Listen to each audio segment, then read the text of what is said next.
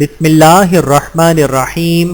السلام علیکم ورحمۃ اللہ وبرکاتہ۔ سفر معراج، حضرت ابراہیم علیہ السلام کا سلام و پیغام امت محمدیہ کے نام۔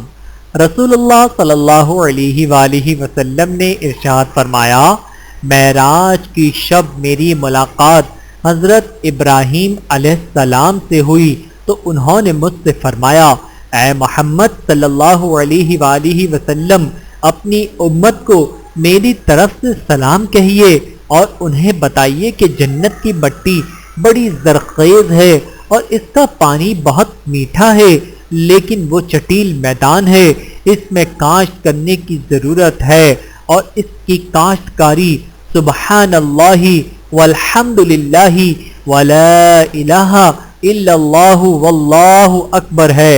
بحوالہ سنن ترمذی، حدیث نمبر 3462۔